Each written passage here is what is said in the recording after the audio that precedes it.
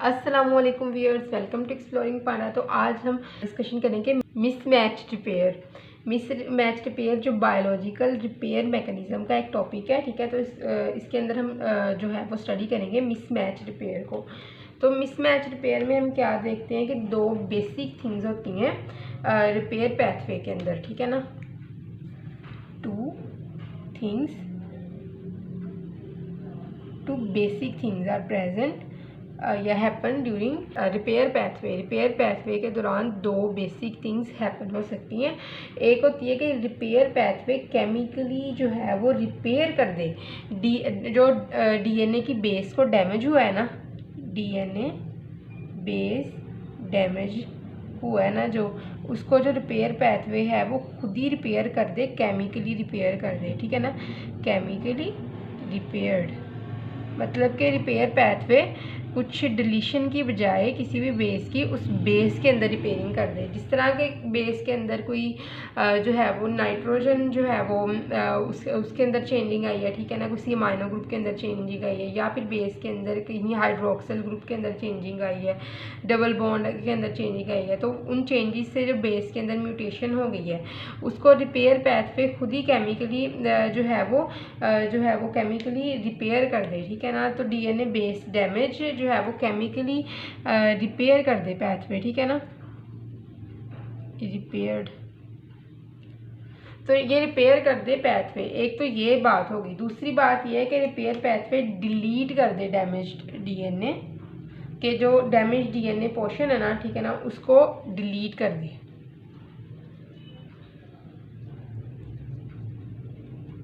Damage DNA, ठीक है। दो केसेस हैं, हम देखते हैं मिसमैच रिपेयरिंग के अंदर। Two things can happen. One is DNA base damage can chemically repaired by the pathway, ठीक है ना।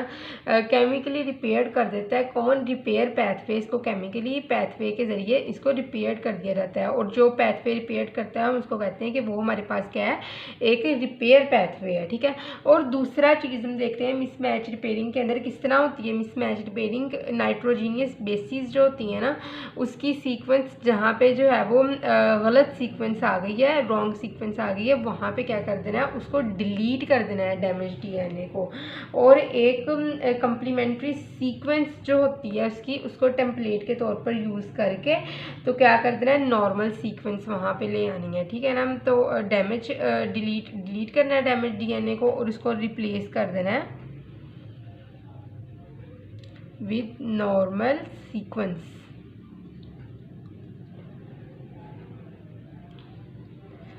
नॉर्मल सीक्वेंस के साथ इसको रिप्लेस कर देना है by using an existing complementary sequence. Complementary sequence को यूज़ करते हुए उसके साथ नॉर्मल सीक्वेंस को रिप्लेस कर देना है, ठीक है ना। तो यहाँ पे भी हम देखते हैं मिसमैच रिपेयर का मैकेनिज्म, ठीक है, कि किस तरह मिसमैच रिपेयर का मैकेनिज्म होता है। तो हमारे पास एक अभी हम स्ट्रैंड लेते हैं, दो स्ट्रैंड है हमारे पास। एक हमारे पास सबसे पहले हम देखते हैं पेरेंटल स्ट्रैंड, ठीक है, इसको हम ओल्ड स्ट्रैंड भी कहते हैं, ठीक है। अब पेरेंटल स्ट्रैंड के अंदर हम देखेंगे डायरेक्शन 5 प्राइम टू 3 प्राइम की तरफ है डायरेक्शन, क्लियर। अब दूसरा स्ट्रैंड हम देखते हैं, बल्कि पेरेंटल स्ट्रैंड के ऊपर हमने देखा कि यहाँ पे गवानीन है और बाकी सारी बेसिन है, और जहाँ पे हमने म्यूटेशन करवानी है कि या म्यूटेशन हुई है जो है वो अब नॉर्मल बेस की जो है वो इंसर्जन हुई है कि अब नॉर्मल सीक्वेंस आई है जहाँ पे, तो उसको मैंने ज़्यादा प्रोमिनेंट किया, यहाँ पे जी के साथ आना है, ठीक है ना, पेयर अप। तो यहाँ पे कौन सा आता है, हियर इज थायामीन। हमें पता है नॉर्मल केसेस में guanine pair up with cytosine, but here guanine pair up with thymine, so it is abnormal case, ठीक है। तो ये अब नॉर्मल केस होगा। बाकी सारी जो बेसिस हैं वो वैसे ही यहाँ पे आ जाएंगी, ठीक है ना, कंप्लीमेंट्री बेसिस, क्लियर। तो अब क्या होता है कि मिसमैच हो गया न्यूक्लियोटाइड का, ठीक है ना, गवानीन ने पेयर अप कर दिया थायामीन के साथ, ठीक है। न्यू स्ट्रैंड जो है ये हमारे पास ग्रीन वाला ये है न्यू स्ट्रैंड, और पेरेंटल स्ट्रैंड के सामने जो न्यू स्ट्रैंड आया है वहाँ पे डीएनए पॉलीमरेज ने बाय मिस्टेक इंसर्ट करवा दिया है थायामीन को विद गवानीन, ठीक है। इससे इंसर्जन की वजह से क्या हुई है, एक डिस्टोरियन यहाँ पे आ गई है, ठीक है ना। पहले तो सारा कुछ नॉर्मल था, लेकिन जब इसकी इंसर्जन हुई है तो कुछ डिस्टोरियन यहाँ पे आ गई है, ठीक है ना। तो जब हम ऑब्जर्व करते हैं मिसमैच को प्रोकैरियोट्स के अंदर, अभी हम बात कर रहे हैं, तो ये इस मिसमैच को रिकग्नाइज करती है एक प्रोटीन जिसको हम कहते हैं म्यूट एस प्रोटीन, ठीक है। तो यहाँ पे ना एक उभार सा होगा, कि उभार किस तरह बनेगा, एक मतलब के ना जो है वो थोड़ी सी उभरी हुई जगह होगी ना, ठीक है ना। थोड़ा सा जो है वो स्ट्रक्चर बाहर की तरफ होगा स्ट्रैंड से, ये होता है due to the lack of the H bond. तो यहाँ पे रिकॉग्नाइज करके ना जो है हमारे पास म्यूट एस प्रोटीन ने दोनों तरफ बाइंड कर देना है, इधर भी आ गई म्यूट एस प्रोटीन और इसके साथ भी बाइंड करेगी म्यूट एस प्रोटीन। कौन सी प्रोटीन है ये, म्यूट एस प्रोटीन, ठीक है। ये भी म्यूट एस प्रोटीन ही है, इसको थोड़ा सा प्रोमिनेंट कर लेते हैं। अब क्या होता है, जो ये म्यूट एस प्रोटीन है ना, ये मिलकर बनी होती है बेसिकली 2 सब यूनिट से, इसीलिए हम इसको डाइमर की फॉर्म में भी कहते हैं, ठीक है ना। Mainly in the form of the dimer, it is mainly in the form of the dimer and made up of the 2 सब यूनिट। ये पूरे जीनोम को स्कैन करती है म्यूट एस प्रोटीन, ठीक है, और स्कैन करने के बाद बाइंड कर जाती है म्यूटेटेड रीजन के साथ। म्यूटेटेड रीजन ये वाला होगा जहाँ पे इस तरह सीक्वेंस जो है वो सीक्वेंस के अंदर चेंजिंग आई होगी बेसिस की सीक्वेंस के अंदर, और ये जिसकी वजह से यहाँ पे जो है वो लेक ऑफ दी जो थायामीन वाला रीजन है, lake of the H bond की वजह से, ठीक है ना, थोड़ा सा स्ट्रक्चर रीजन जो है वो ऊपर की तरफ उभरा हुआ होगा, ठीक है। तो अब क्या होता है, दोनों तरफ आके म्यूट एस प्रोटीन अटैच हो गया है। अब म्यूट एस प्रोटीन जो है वो ओनली रिकॉग्नाइज करती है म्यूटेटेड पार्ट को, उसके बाद काम किसका शुरू होता है, ये रिक्रूट कर देती है एक प्रोटीन को जिसको हम कहते हैं म्यूट एल प्रोटीन। ये लें जी, इसने अपने ऊपर रिक्रूट करवा दिया एक प्रोटीन को, इसको हम कहते हैं म्यूट एल प्रोटीन।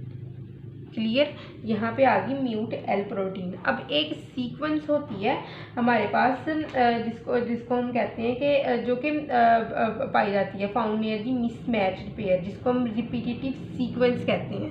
तो वो किस तरह वो सीक्वेंस पाई जाती है हमारे पास, GATC, यहाँ पे लिखते हैं, यहाँ पे एक सीक्वेंस पाई जाएगी GATC, ठीक है। तो अब ऑब्वियसली यहाँ पे GATC है, तो नीचे क्या होगा हमारे पास CTAG, ठीक है, CTAG नीचे की तरफ पाया जाएगा। तो ये रिपीट करती है सीक्वेंस एवरी 256 बेस पेयर के बाद ये रिपीट करती रहती है, ठीक है। तो म्यूट एच प्रोटीन जो होता है ना, ये बाइंड करता है इस सीक्वेंस के पास। तो एक और प्रोटीन आ गया, म्यूट एस और म्यूट एल की बात हो गई थी, अब एक और प्रोटीन आया है, इसका नाम है हमारे पास, यहाँ पे अटैच होता है म्यूट एच प्रोटीन, ठीक है। यहाँ पे आगे म्यूट एच प्रोटीन आके अटैच हो गया। ये म्यूट एच प्रोटीन इनएक्टिव है अभी, mute H protein is the inactive form. How it is activated, ये एक्टिवेट होता है किससे, जब ये कॉन्टैक्ट में आता है म्यूट एस और म्यूट एल प्रोटीन के साथ, ठीक है। तो ये कॉन्टैक्ट किस तरह होता है, ये बेंडिंग से होता है डीएनए की, ठीक है। तो इस कॉन्टैक्ट को पॉसिबल करने के लिए हम बेंड करवाते हैं इन दोनों स्ट्रैंड को, ताकि जो म्यूट एच है वो इन म्यूट एस और म्यूट एल प्रोटीन के साथ कॉन्टैक्ट में आके एक्टिवेट हो जाए, ठीक है ना। तो यहाँ पे अब हम जो डीएनए की बेंडिंग होती है, और पर्पस जो होता है इस डीएनए बेंडिंग का, is the contact of the to make the contact of the mut H possible with mut S and the mut L for the activation of the mut H protein, ठीक है। तो हम यहाँ पे bending करवाएंगे। सबसे पहले हमारे पास है पेरेंटल स्ट्रैंड, उसको हम अंदर की तरफ बेंड करवाएंगे, ठीक है, इस तरह। और उसके बाद इसके अंदर हम देखते हैं सीक्वेंस यहाँ पे जो हमारे पास है, हमें पता है कौन सी सीक्वेंस है, GATC, ठीक है। और यहाँ पे क्या है, जी। ठीक है, जी के ऊपर कौन कौन सी प्रोटीन है वैसे की वैसे लिख देनी है। ये है हमारे पास म्यूट एस, ठीक है, और उसके ऊपर ये प्रोटीन है म्यूट एल की प्रोटीन। ठीक है, अच्छा अभी देखते हैं हम ये कौन सी किस तरफ है, 3 प्राइम एंड की तरफ, और ये है 5 प्राइम एंड की तरफ। ठीक है, फिर उसके बाद उसके ऊपर अब हमने लिखना है, बनाना है इसका न्यू स्ट्रैंड। ठीक है, ग्रीन कलर से जो होता है ये न्यू स्ट्रैंड, इसके ऊपर अब हम ड्रा करते हैं। ठीक है, यहाँ पे सीक्वेंस हमें पता है CTAG। ठीक है, CTAG ये कौन सा 5 प्राइम एंड है, ये है 3 प्राइम एंड। ठीक है, और उसके बाद क्या करना है, यहाँ पे थायामीन भी हमने लिख देनी है इसके साथ। ये जो एंजाइम्स हैं वैसे की वैसे ही अटैच हमने करवा देने हैं। ठीक है, मतलब जस्ट इस स्ट्रक्चर को आपने बेंड करके लिखा है। पेरेंटल स्ट्रैंड को अंदर की तरफ लिखती है और न्यू स्ट्रैंड को बाहर की तरफ लिखती है। ठीक है, अब क्या होता है, अब हम देखते हैं कि यहाँ पे इसके ऊपर जो थी वो भी प्रोटीन भी हम बना दें। म्यूट एच प्रोटीन यहाँ पे ये वाली बना दी है।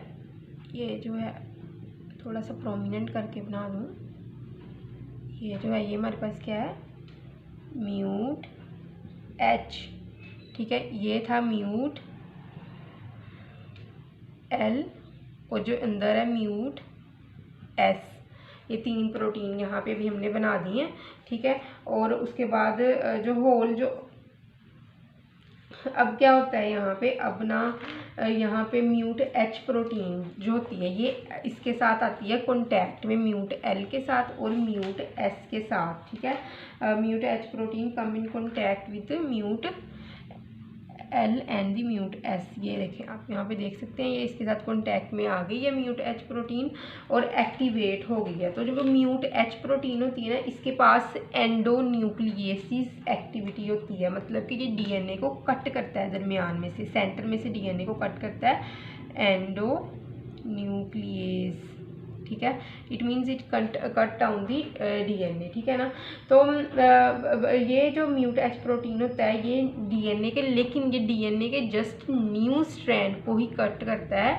ओल्ड स्ट्रैंड इसके अंदर कंजर्व रहता है, पेरेंटल स्ट्रैंड कंजर्व रहता है। क्यों पेरेंटल स्ट्रैंड कंजर्व रहता है, क्योंकि जो प्रोकैरियोट्स होते हैं ना, इनके अंदर जो GATC सीक्वेंस होता है ना, ए जो होता है ना, ये पेरेंटल स्ट्रैंड में मिथाइलेटेड ए होता है। दैट्स वाई इट कंजर्व, ये एंडोन्यूक्लियस से कंजर्व रहता है क्योंकि ए के साथ मिथाइल ग्रुप अटैच होता है। ये मिथाइलेटेड ए एडेनिन होता है। इसको कौन मिथाइलेटेड करता है, डीएनए मिथाइलेज यहाँ पे मिथाइलेशन करवा के इसको मिथाइलेटेड कर देता है पेरेंटल स्ट्रैंड के एडेनिन को। ठीक है ना, तो मिथाइलेशन होती है, न्यू स्ट्रैंड की मिथाइलेशन हो जाती है लेकिन बहुत देर बाद होती है। ठीक है ना, later it also cause the methylation of the new strand, लेकिन इसको बहुत ज़्यादा टाइम लगता है। और इसी टाइम में म्यूट एच प्रोटीन क्या होता है, ये फ़ायदा उठाता है और इसको कट डाउन कर देता है। ठीक है ना, क्योंकि इसको देर लगनी है मिथाइलेशन में स्ट्रॉन्ग बनने में, तो क्या होता है कि जो चीज़ स्ट्रॉन्ग है उसको तो उसने छोड़ दिया एंडोन्यूक्लियस ने, और ये ज़रा वीक था तो इसको कट डाउन कर देना है। इसकी मिथाइलेशन भी पॉसिबल है जो न्यू स्ट्रैंड है, लेकिन ये इसकी मिथाइलेशन देर बाद होती है। ठीक है ना, इसको टाइम लगता है, तो जिसकी वजह से म्यूट एच जो होती है प्रोटीन की एंडोन्यूक्लियसिस एक्टिविटी से इसकी कटिंग करवा देती है। ठीक है ना, तो यहाँ से सबसे पहले इसने इसको कट डाउन करवाना है, एक सीजर की तरह काम करना है और यहाँ से ये कट डाउन करवा देना है किसने, म्यूट एच ने। ठीक है, एंडोन्यूक्लियसिस एक्टिविटी परफॉर्म करवा के। अब क्या होता है, अब ये जो स्ट्रैंड है ये इससे अलहदा हो जाता है। ठीक है, और यहाँ पे 5 प्राइम एंड लग जाता है और यहाँ पे 3 प्राइम एंड आ जाता है। ठीक है ना, ये कट डाउन करवा दिया है कि यहाँ से कट डाउन करवा दिया इसने, और यहाँ पे आ गया है 3 प्राइम एंड। ठीक है, और 5 prime and 3 prime and 5 prime and और 3 प्राइम एंड। ठीक है, तो कटिंग करवाई किसने, इसने म्यूट एच प्रोटीन ने। अब क्या होता है, अब यहाँ से जो है वो एक ऑब्वियसली हमें पता है कि यहाँ पे कम्प्लीमेंट्री बेसिस ने आपस में अटैच हैं इस तरह, ठीक है ना, जिस तरह ये वाली दोनों अटैच थी, ये थायामीन और गुआनिन अटैच हुई थी, इसी तरह यहाँ पे भी बेसिस अटैच हैं, मतलब कि इनके दरमियान में बॉन्ड बना हुआ है। कौन सा बॉन्ड बना हुआ है? ये बॉन्ड है हाइड्रोजन बॉन्ड, ठीक है, जिसने इनको आपस में जोड़ा हुआ है। तो यहाँ पे एक जो है वो उसके बाद क्या होगा, यहाँ पे एक प्रोटीन आएगी जिसको हम कहते हैं UVRD, ठीक है। यहाँ पे आके ये क्या करेगी, ये हाइड्रोजन बॉन्ड को हेलिकेज UVRD इसको हम कहते हैं, समझ लो आपकी यहाँ पे वो आई है हेलिकेज UVRD, हेलिकेज UVRD। ये क्या करवाती है, ये कट डाउन कर देती है यहाँ से हाइड्रोजन बॉन्ड को, ठीक है ना, हाइड्रोजन बॉन्ड को ब्रेक कर देती है, तोड़ना शुरू कर देती है यहाँ से, ठीक है ना। तो अभी क्या होता है, जब UVRD ये है हमारे पास हेलिकेज UVRD, ये थायामीन के बियॉन्ड जाती है, मतलब कि ये कट करती करती यहाँ से कट करती आ रही है, ठीक है ना, कि ये यहाँ से कट कर दिया इसने, ठीक है, यहाँ से हाइड्रोजन बॉन्ड जो है वो कट कर दिए, फिर यहाँ से कट कर दिए हाइड्रोजन बॉन्ड, करती करती जब यहाँ तक आती है ना थायामीन तक, तो यहाँ से आके यहाँ पे भी कट करके ये क्या कर जाती है, ये डीटैच हो जाती है, ठीक है ना। ये हेलिकेज UVRD फिर ये यहाँ से चले जाती है, उतर जाती है, ठीक है ना। अब क्या होता है कि हेलिकेज UVRD का भी काम ख़त्म हो गया है। अब जो है वो DNA यहाँ से अनकॉइल भी कर गया है, ठीक है ना, ये हाइड्रोजन बॉन्ड यहाँ से रिमूव कर दिए गए हैं, ठीक है। हेलिकेज UVRD ने इनके दरमियान में हाइड्रोजन बॉन्डिंग को ख़त्म कर दिया है, ठीक है। अब ये वैसे का वैसे ही स्ट्रैंड आ गया है। अब क्या होना है, अब बेसिस भी लैदा हो गया, हाइड्रोजन बॉन्डिंग भी ख़त्म हो गई है। तो यहाँ पे अब दोबारा एंजाइम एक आएगा जिसको हम कहते हैं एक्सोन्यूक्लियेज, ठीक है ना।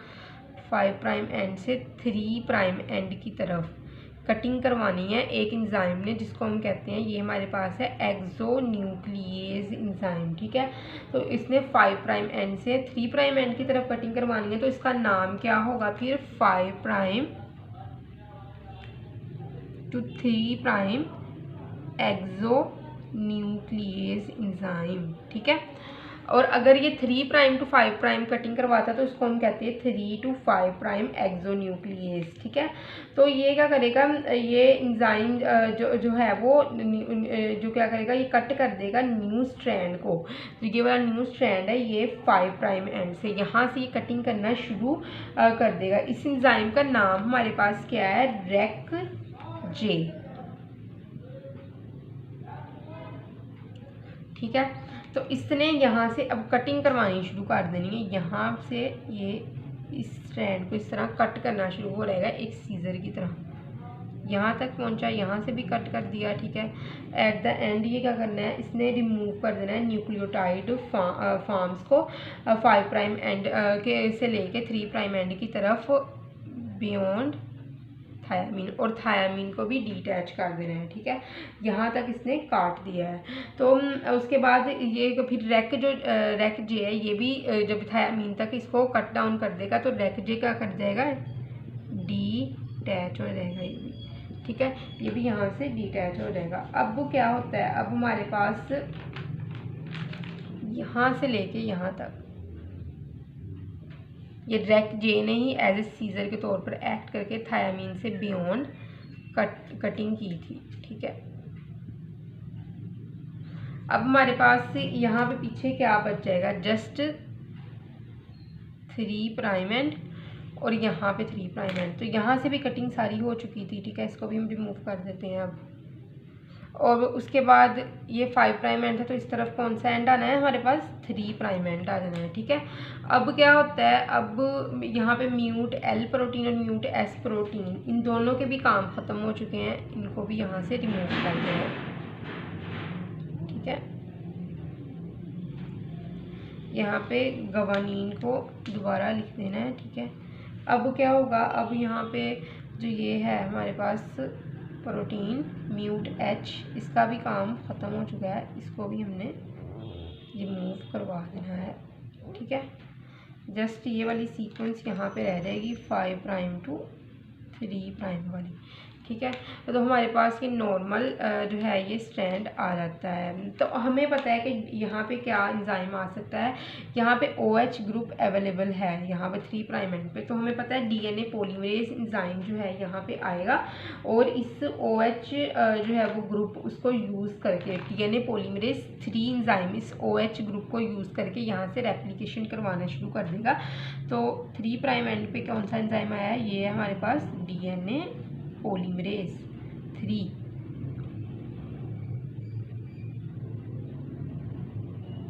ठीक है, वो यहाँ पे आएगा और यहाँ पे आके इस जो ओल्ड स्ट्रैंड है, पेरेंटल स्ट्रैंड है, इसको रीड आउट करके यहाँ पे न्यूक्लियोटाइड दोबारा जोड़ देगा। ठीक है, ये इस तरह कंप्लीमेंट्री न्यूक्लियोटाइड जो ओल्ड स्ट्रैंड के मुताबिक यहाँ पे ये ले डाउन करना शुरू हो रहेगा। अब यहाँ पे ना कुछ गैप बच जाता है, ठीक है ना, जो DNA पॉलीमरेज नहीं फिल कर सकता है, DNA पॉलीमरेज 3, तो यहाँ से फिर DNA पॉलीमरेज तो डीटैच हो जाएगा after the laying down of the nucleotide. तो ये गैप कौन फिल करेगा, it is filled by the जो है वो DNA लाइगेज एंजाइम। ठीक है, ये गैप फिल करेगा DNA लाइगेज एंजाइम ने ये गैप फिल आउट कर देना है। ठीक है, तो अब हमने एट द एंड क्या हुआ, यहाँ पे जो थायामीन थी वो रिमूव हो चुकी है। इसी तरह ही मिसमैच पेयर की जो है वो रिमूवल करवा सकते हैं हम। ठीक है ना, तो बाय यूजिंग डिफरेंट एंजाइम्स। तो यहाँ पे कुछ हम स्टेप्स देखते हैं मिसमैच रिपेयर के अंदर, सम स्टेप्स।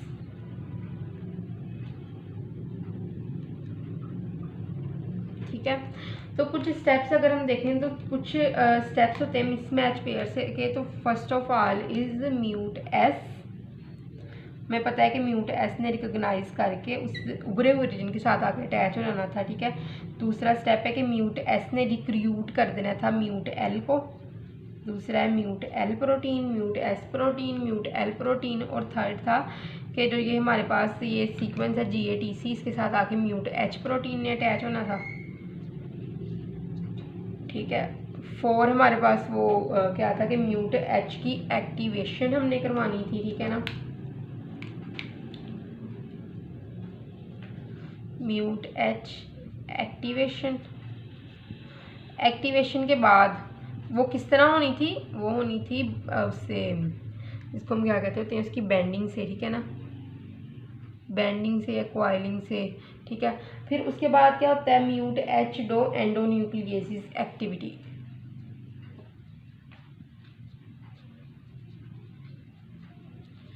एंडोन्यूक्लियेसिस एक्टिविटी परफॉर्म करता है म्यूट H। अच्छा, उसके बाद क्या होता है, म्यूट H एंडोन्यूक्लियेसिस एक्टिविटी। अब UVRD हेलिकेज एंजाइम यहाँ पे आएगा, UVRD हेलिकेज, जो कि हाइड्रोजन बॉन्ड की ब्रेकेज करवा देता है।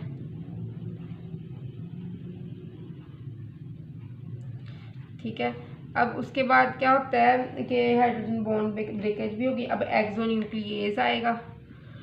एक्सोन्यूक्लियेज आपको पता है, अगर 5 to 3 प्राइम एंड कटिंग करेगा तो उसको 5 to 3 प्राइम एक्सोन्यूक्लियेज कहते हैं, और अगर 3 to 5 प्राइम करेगा तो हम 3 to 5 प्राइम एक्सोन्यूक्लियेज इसको कहेंगे। कटिंग के हिसाब से कहेंगे, जो जिस डायरेक्शन में वो कटिंग करवाता है स्ट्रैंड की। ठीक है, अब उसके बाद हमारे पास है DNA लाइगेज, जिसने लाइगेशन करवा DNA पॉलीमरेज, जिसने जहाँ न्यूक्लियोटाइड की कटिंग हुई है, बेसिस कट हुई है, वहाँ पे आकर उसने एडिशन करवा देनी है। और एट द एंड जो पोर्शन खाली था वहाँ पे लाइगेशन करवा देनी है DNA लाइगेज ने।